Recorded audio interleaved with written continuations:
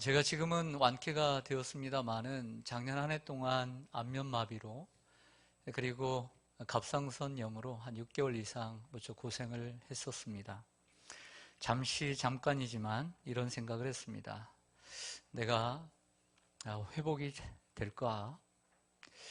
내 얼굴이 정상으로 100% 돌아올까? 내 다운된 이 체력이 완전히 회복이 될까라는 생각을 잠시 해본 적이 있습니다.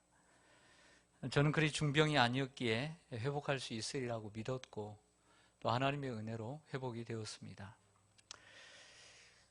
제가 다른 교회에서 가르쳤던 한 제자, 중학교 때 회장을 맡았던 한 자매가 너무나 귀한 자매가 있었는데 대학을 졸업하고 서울에 있는 큰 병원의 간호사가 되어서 아침 일찍 출근을 하는데 보도를 걷고 있는데 차가 보도까지 올라가서 그 자매를 쳤습니다. 그리고 지금까지도 수년 동안 병원 생활을 하고 있습니다. 이처럼 수년이 지났는데도 잘 움직이지 못하고 정상적인 생활을 완전히 하지 못하고 있을 때 이런 생각을 하지 않을까요? 내가 완전히 회복할 수 있을까? 내가 전처럼 직장 생활을 할 수 있을까? 나도 저 멋진 친구들처럼 저렇게 거리를 활보하며 다닐 수 있을까? 이런 생각하지 않을까요? IMF를 맞이해서 IMF를 겪으면서 부도를 맞고 회사를 잃어버릴 뿐만 아니라 빚을 져서 쫓겨다니는 사람이 있다고 하십시다. 그런데 그런 경험을 통해서 쫓겨다니면서 빚도 많고요. 가족들이 뿔뿔이 흩어졌는데 이런 생각하지 않을까요? 내가 회복할 수 있을까? 내가 다시 사업을 시작할 수 있을까? 내 가족들이 행복하게 다시 살 수 있을까? 이런 생각하지 않을까요? 그뿐만 아닙니다. 어떤 사람이 인생의 길을 잘못 들어 교도소를 자기 집처럼 드나들거나 술에 찌들어 알코올 중독에 빠져 살거나 도박에 빠져 살거나 항상 가족을 괴롭히고 그리고 힘들게만 하는 사람이 있다고 가정합시다. 근데 그게 여러분들의 가족이에요. 가족. 자식이고 남편이다. 근데 저는 그 여러분들의 가족, 형제를 생각하면서 이 사람에게는 내일이 있고 희망이 있구나 라는 생각을 여러분들은 이렇게 질문을 했을 때 여러분들 어떻게 대답하시겠어요? 그 사람에게 희망이 있을까? 대부분 고개를 저으면서 희망이 없다라고 대답할 것입니다. 오늘 본문 에스겔서 37장의 본문도 이와 별반 다르지 않는 상황에 놓여 있습니다. 주전 6세기 남북 이스라엘 가운데 남쪽 유다가 이 상황을 얘기하고 있습니다. 이스라엘 백성들이 하나님의 말씀을 저버리고 우상을 섬기는 나라가 되었습니다. 사회 전체가 부정과 부패로 가득 차게 되었고 나라의 주권을 빼앗기게 되었습니다. 바로 바벨론의 식민지가 되어버렸던 것이죠. 포로로 끌려갔던 젊은이들은 꿈을 잃어버리고 노예 생활에 젖어 살아가고 있고요. 늙은이들은 떠났던 고국을 그리워하며 죽는 날만을 세어보며 살아가고 있습니다. 그리고 그렇게 30년이 흘렀습니다.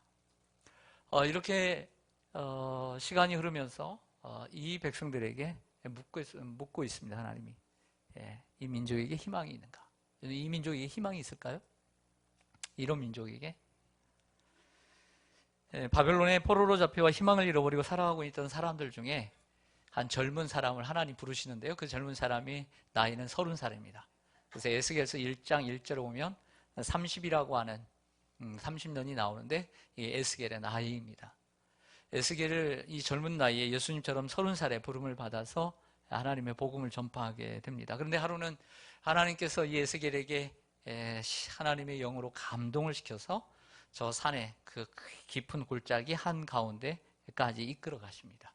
근데 그 골짜기에는 뭐가 많냐면 뼈들로 가득 차 있었습니다. 아마 이처럼 뼈들이 많았던 것은 아마 거기가 공동묘지가 아니었나라고 생각합니다. 뒤에 보면 무덤에서 나와라 라고 하는 걸 보면 공동묘지가 아니었나라고 생각합니다. 오늘 1절과 2절을 보시죠. 여러분들 성경 1절과 2절 보시면 여호와께서 권능으로 내게 임재하시고 그의 영으로 나를 데리고 가서 골짜기 가운데 두셨는데 거기 뼈가 가득하더라.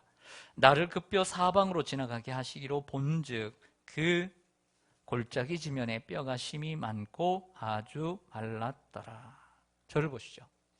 오늘 본문 속에서 큰 특징이 있습니다. 수많은 그 골짜기 한가운데 있었는데 수많은 뼈들이 있더라는 거예요. 사방으로 다니게 하시더니 자세히 보니까 두 가지 특징이 있습니다. 이 뼈들이 아주 심이 많고 너무나 많고, 두 번째는 너무 말라 비틀어져 있더라고 하는 것이죠.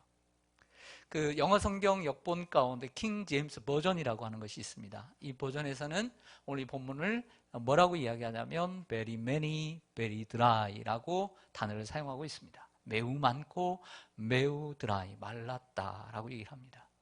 많이 말랐다, 심이 많았다라고 하는 것은 어떻게 보면 한 사람의 뼈가 이 해골부터 시작해서 저 발가락 뼈까지 얼마나 많은 뼈가 있겠습니까? 이 뼈들이 흩어지면서 그 뼈들이 많았다는 것이고, 또 이 한 사람이 아니라 수많은 시체들이 있었기 때문에 많았다라고 하는 것이죠. 두 번째는 매우 말랐다는 것입니다. 너무나 건조해서 마치 장작개비처럼 정말 나뭇가지처럼 불에 잘 붙는 이런 마른 뼈들이 되었다라고 얘기를 하고 있습니다.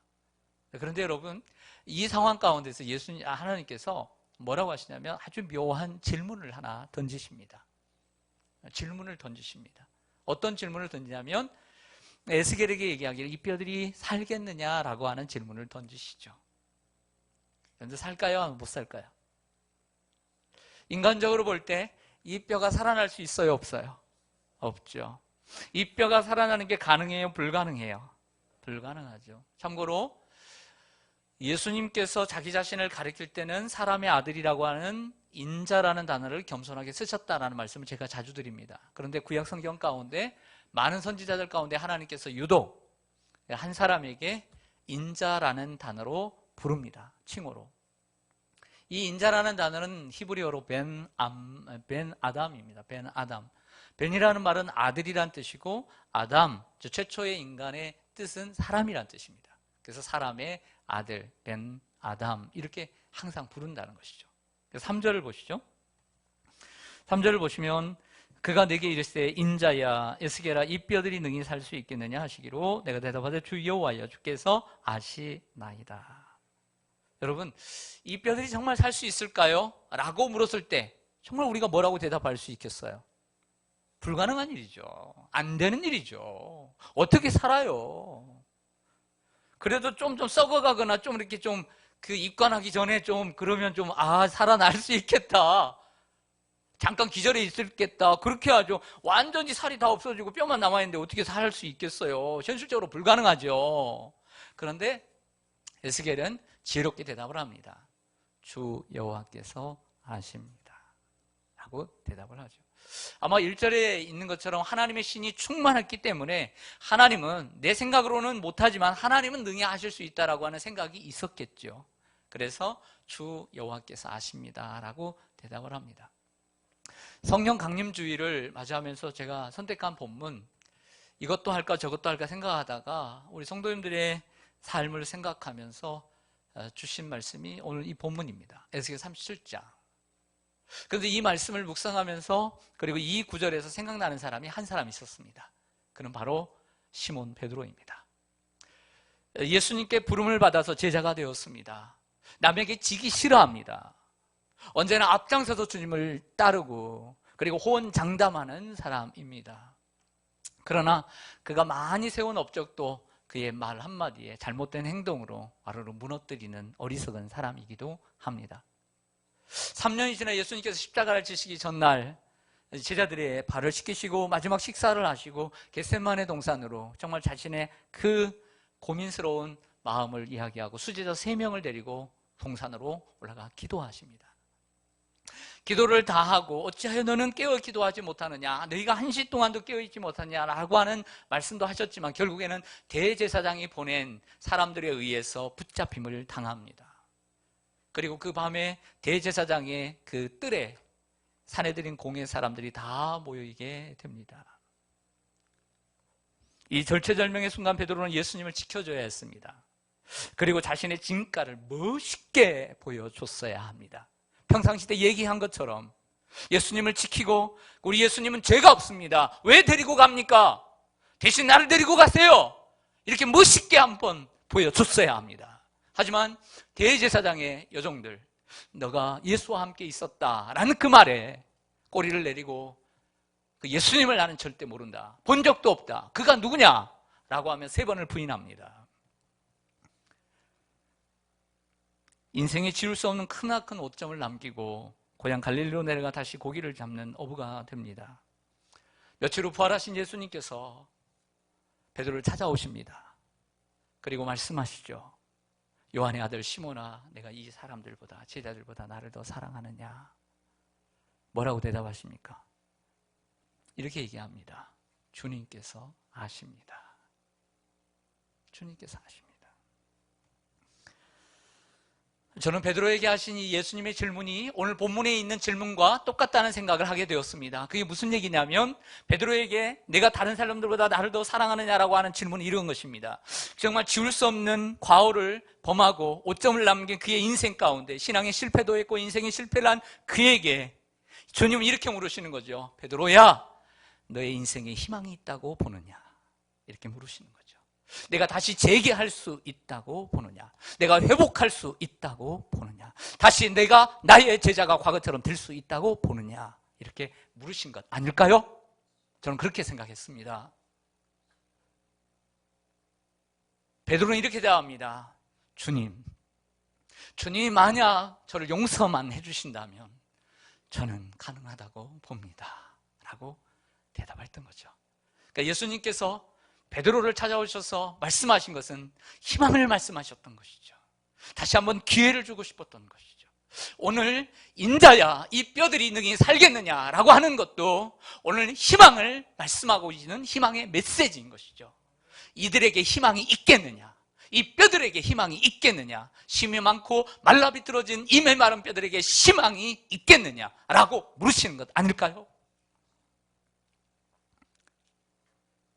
성도 여러분, 신앙의 실패를 경험해 보시지 않았습니까? 베드로처럼 신앙의 과오가 있지는 않습니까? 지울 수 없는 크나큰 인생의 오점이 있지 않습니까? 신앙을 떠나서라도 잊지 못할 아픔과 상처가 있지는 않습니까? 아직도 남의 시선 때문에 용기를 내지 못하는 여러분들 계시지 않습니까? 베드로를 찾아오신 예수님께서 오늘도 우리 가운데 찾아와 계십니다. 그리고 희망을 선포하시며 다 용서하시고 다시 사용하시겠다고 손을 내밀고 계십니다. 우리는 그 손을 잡아야 할 줄로 믿습니다. 하나님은 언제나 이 성경을 보면, 인류의 역사를 보면 언제나 우리에게 희망을 주시는, 인간들에게 희망을 주시는 분이었어요.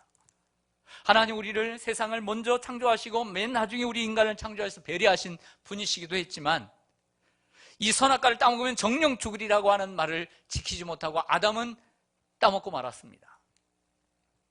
정령 죽고 영원히 죽어야 마땅하지만, 그래서 부끄러워서 아담아 내가 어디 있느냐, 사람들아 너희가 어디 있느냐 라고 할 때 내가 부끄러워 숨었다 했습니다. 두려워. 왜 두려웠고 부끄럽습니까? 자기 할 일을 못하기 때문입니다.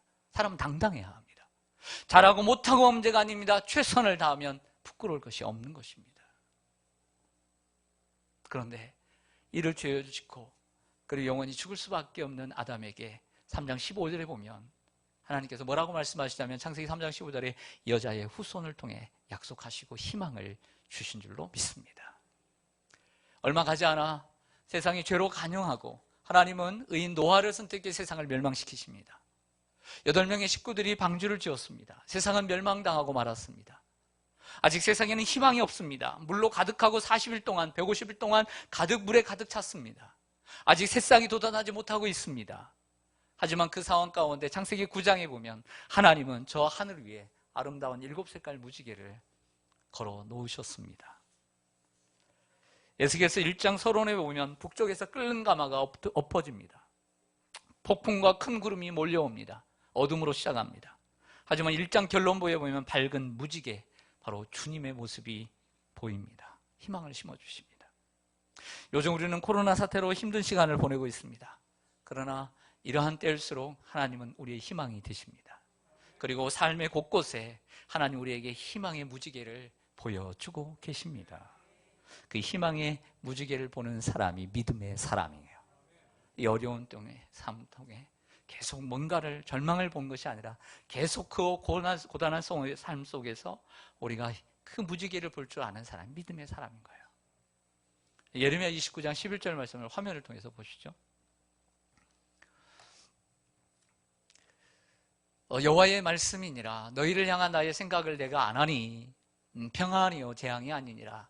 너희에게 미래와 희망을 주는 것이니라. 유명한 말씀이죠. 근데 이 말씀의 배경이 참 중요합니다. 예레미야는 남유다의 마지막 선지자입니다. 멸망하는 것을 선포했고 그 멸망을 같이 당했고 바벨론에 함께 붙잡혀가고 애굽에도 붙잡혀간 산 증인입니다. 그런데 70년 후에 회복되리라는 말씀하지만 아직도 먼 상황 가운데 있지만 하나님께서 우리에게 평안이요 그리고 미래와 희망을 주는 것이다 라고 얘기를 합니다. 근데 저는 세 번째 단, 네 번째 단 이 말씀을 참 좋아했어요. 다시 올려주세요. 반대로.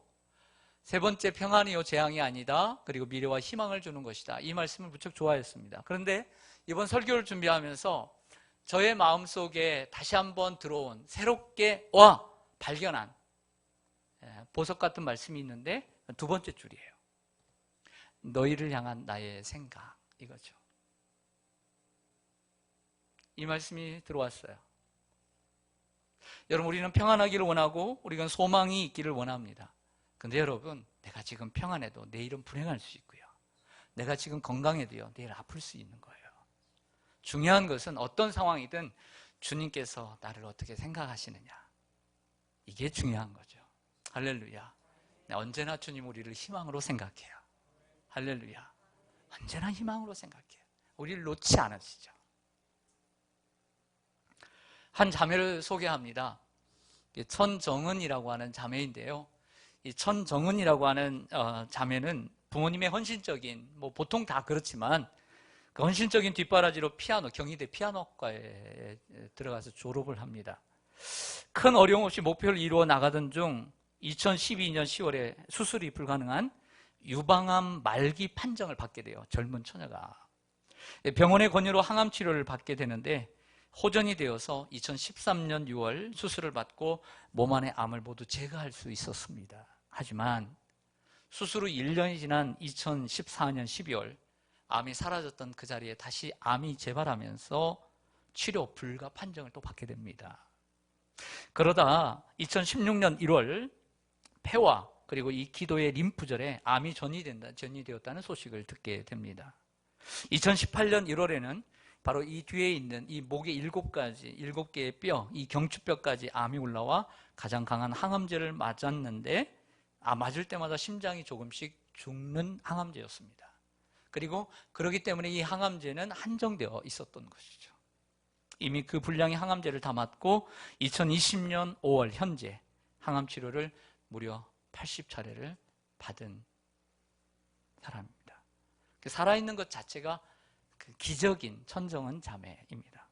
천정은 자매는 하나님을 알지 못했고 주님의 이름을 부르지도 않았습니다. 그렇지만 중보기도의 능력으로 기적을 체험한 후에 하나님을 찾게 되면서 주님을 믿고 영접하게 되었습니다. 주님과 깊은 교제를 나누기 시작하면서 수술 후 1년 반 만에 암이 재발됐지만 이런 고백을 합니다. 암은 선물이고 죽음은 소망이다 라고 고백하며 하나님이 자신을 부르신 삶의 목적을 갖게 됩니다. 발견하게 되죠. 그게 뭘까요? 암 환자들을 구원하는 암 환자가 되는 것입니다. 암 환자들에게 복음을 전하는 암 환자가 되는 것이 하나님의 뜻이었음을 알게 됩니다. 통증이 너무 심해 오늘은 죽겠구나 생각하는 어느 날 의사가 마지막 진통제를 처방해 주었던 그날, 그러나 천정은 자매는 오직 한 가지 생각밖에 없었다고 합니다. 교회로 가자. 교회로 가자. 교회로 가자. 교회가 희망이다. 밀려오는 통증을 참으며 교회로 갔는데 자신을 위해서 기도하는 교회의 공동체를 보며 회개의 기도가 터져 나왔다고 합니다.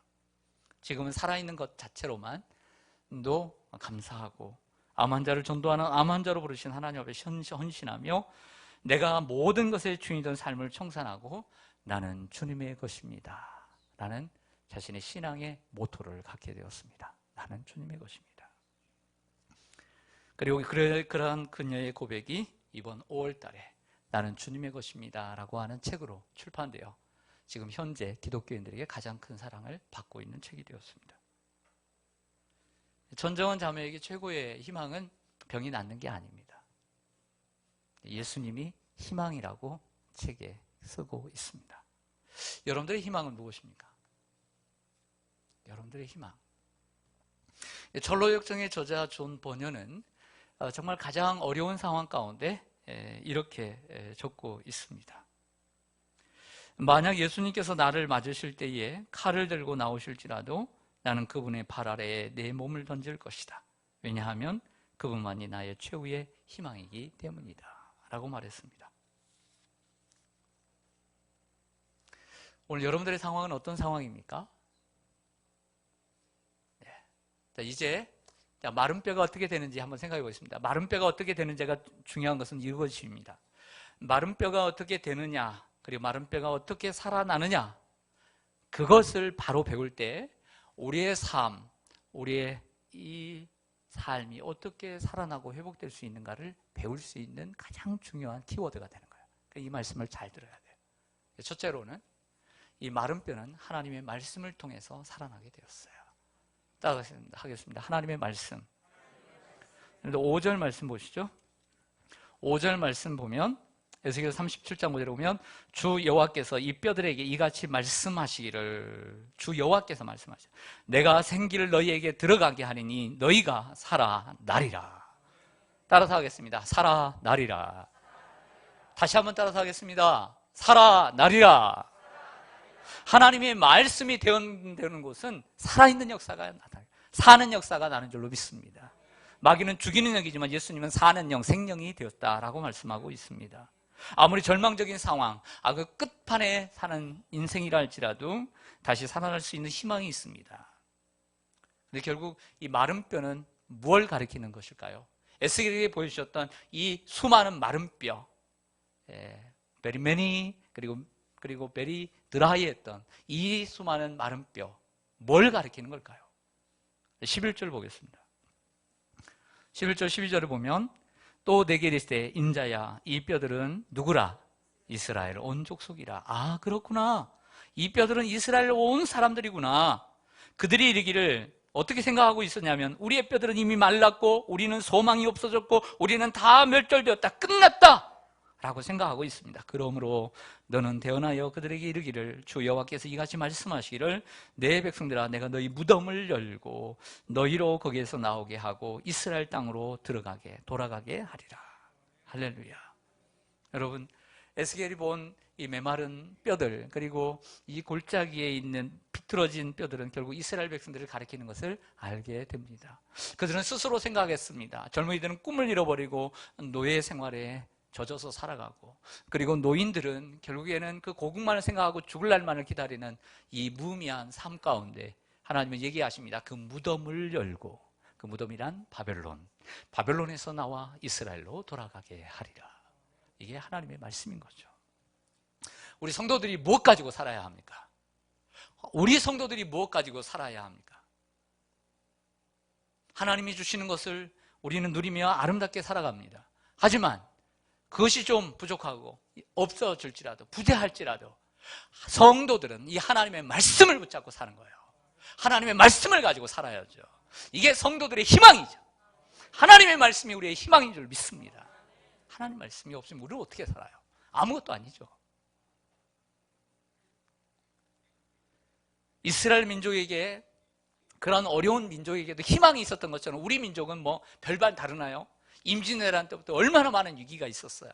이 조선 말의 쇄국 정책으로 인해서 우리 민족은 정말 지극히 하루에 한두 끼, 그것도 제대로 쌀밥 못 먹고 사는 지지질이 가난한 민족이었어요. 그러나 정말 엘리트 선교사님들이, 그 젊은 20대 선교사님들에서 말씀을 선포할 때 우리의 희망이 생겼던 거예요. 할렐루야. 교회가 생길 때 희망이 생긴 거예요. 교회가 생겨지고 교회가 세워지고 말씀이 선포될 때 희망이 있는 줄로 믿습니다. 우리는 일제 36년 동안 살았습니다. 말까지 빼앗겼습니다. 문화까지 빼앗겼습니다. 종교까지 빼앗겼습니다. 1938년에 장로교, 우리 합동측까지 모두가 신사참배에 동참해버렸습니다.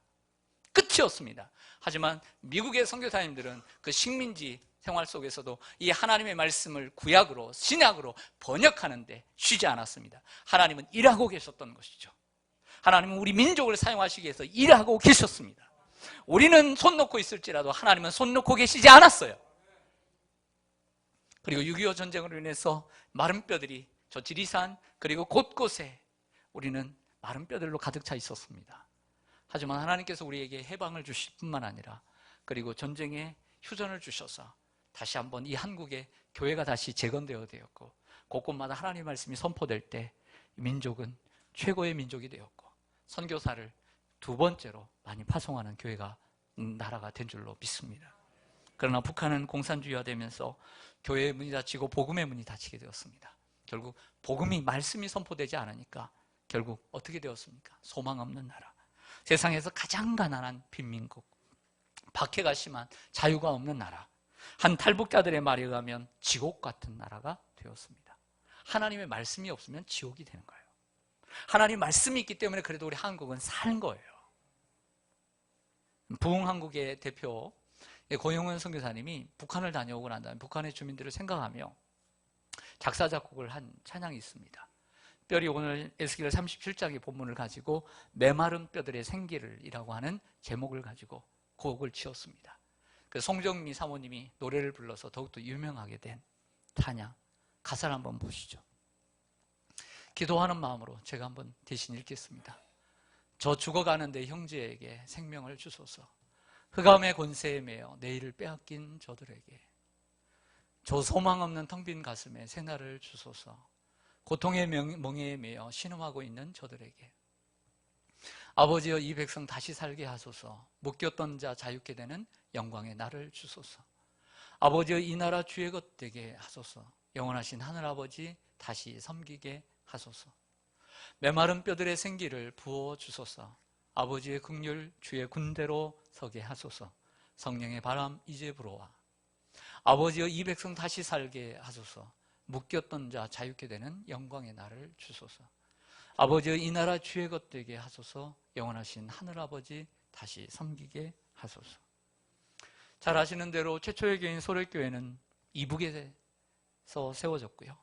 평양 대부흥운동도 이북에서 시작되었습니다. 저는 믿습니다. 확신합니다. 언젠가는 이 북한에도 말씀이 선포되고 그리고 부흥의 날이 올 줄로 믿습니다.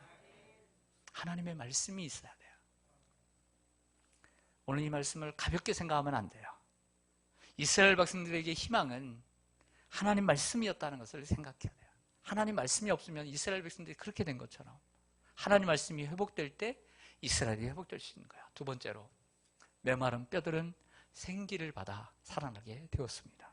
6절을 보시죠. 여러 구절들이 다 얘기하고 있지만 6절에 보면 너희 위에 힘줄을 두고 살을 입히고 가죽으로 덮고 너희 속에 생기를 넣으리니 너희가 살아나리라. 또 내가 여호와인 줄 너희가 알리라 하셨다 하라. 10절로 갈까요? 결과입니다. 이에 내가 그 명령대로 대언하였더니 생기가 그들에게 들어가매 그들이 곧 들어 살아났어. 일어나 서는데 극히 큰 무엇이더라? 군대더라. 하나님의 에스겔 선지자에게 2장에서 대언이라는 단어를 대언하라고 했습니다. 근데 대언이라는 단어를 생각보다 많이 사용하고 있습니다. 5번을 사용하고 있더라고요. 대언이라는 말은 대변인처럼 대신 말을 전하는 것입니다. 그러니까 말하는 사람의 말이 아니라 그것을 전하라고 주신 하나님의 말씀인 것이죠. 하나님의 말씀을 대신 전하는 것이 바로 대언이라고 하는 것입니다. 누구에게요? 마른 뼈들에게. 오늘 일부 예배를 드리는데 한 성도님이 눈물을 너무 많이 흘렸어요. 눈물을 너무 많이 흘렸어요. 그 성도님은 하나님의 은혜를 아는 사람이에요. 그 성도님은 오늘 이 말씀처럼 제가 서두에 얘기했던 것처럼 인생의 실패를 지금도 경험하고 있는 사람이에요. 그리고 이 하나님의 말씀을 제가 대언하지만 하나님의 말씀으로 들은 사람이에요. 그리고 이 하나님의 말씀을 자기의 말씀으로 들은 사람이에요. 저는 그 한 사람으로 인해서 저는 설교에 가치가 있었고 그건 보람이 있었어요. 주시는 하나님의 말씀을 남의 말씀으로 들으면 안 돼요. 언제나 하나님의 말씀은 나에게 주시는 말씀으로 들어야 돼요. 그래야 그 사람에게 희망이 있는 거예요. 그리고 그 사람에게 하나님은 희망의 꽃씨를 뿌리시죠. 그리고 그 사람을 통해 하나님은 일하시는 거예요.